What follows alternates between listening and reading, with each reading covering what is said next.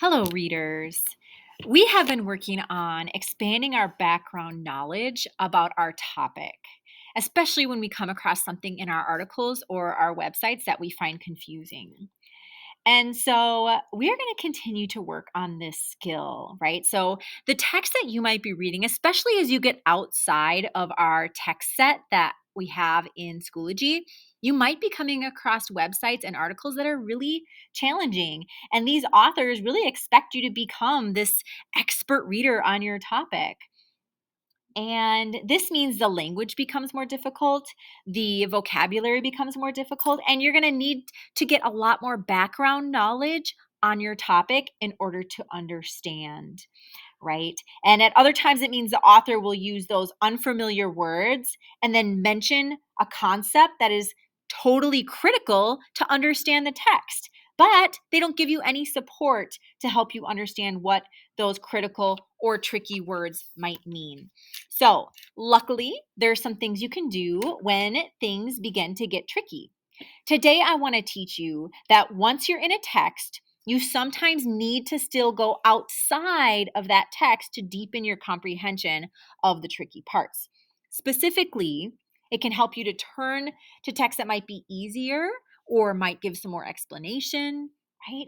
Or provide some kind of follow up information that might be missing. So, let's try this together using our text, The Battle Over GMOs. Now, the strongest nonfiction readers are willing to go outside of that text that they're reading to help make sense of those tricky parts.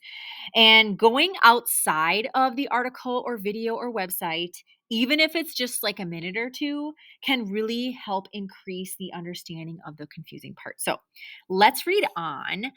So we're reading Battle Over GMOs. I had left off reading, I'm going to just zoom in a little bit here.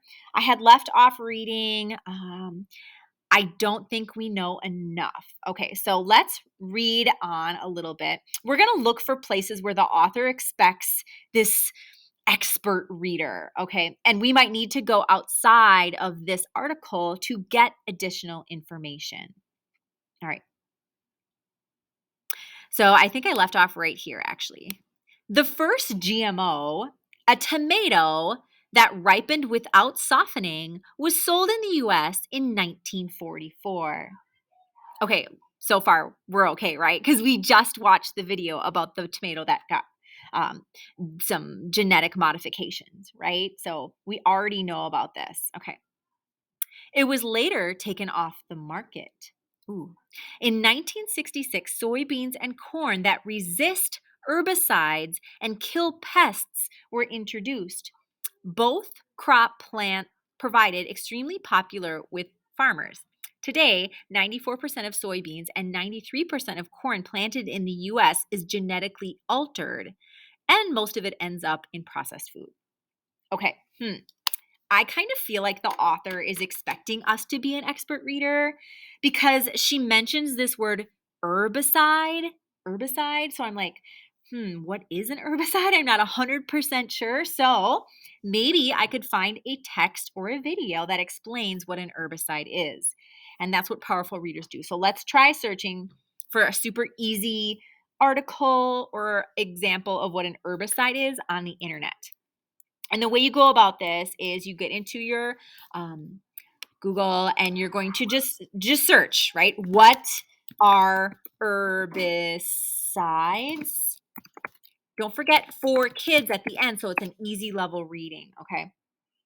So let's find a quick result that will give us some information and really help us move on with our article. All right. Ooh, look at this. Kids kill? What is that? Okay, let's see. Herbicides, also commonly known as weed killers, are chemical substances used to control unwanted plants. Bam, there it is. Like, I legit don't need to do any more research. I know it's for killing weeds, it's a chemical. Bam. Okay, so now I can go back to my article and I can continue reading with this knowledge that I have an understanding.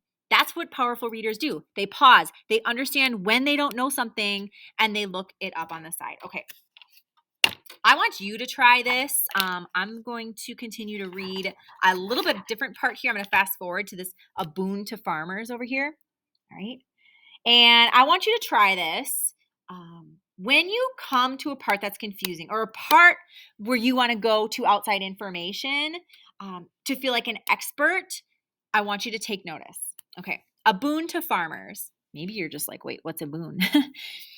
Carnegie argues that bug-killing crops are beneficial because they reduce the use of insecticides, which can harm people and the environment.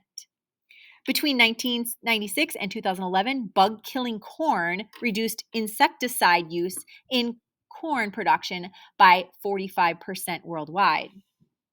Developing crops that can survive dry climates, others say, could help us grow food as climate changes makes the planet more prone to droughts. Okay.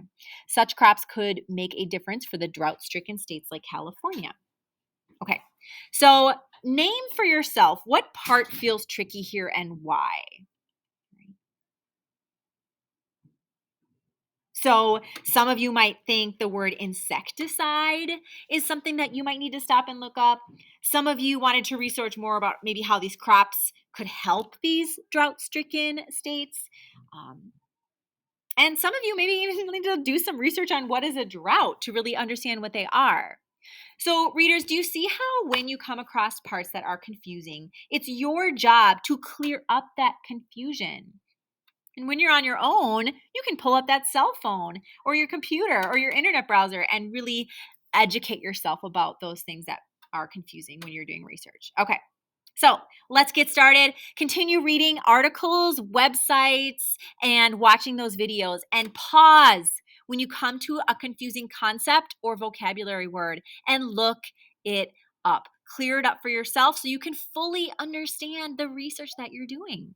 All right? Happy reading.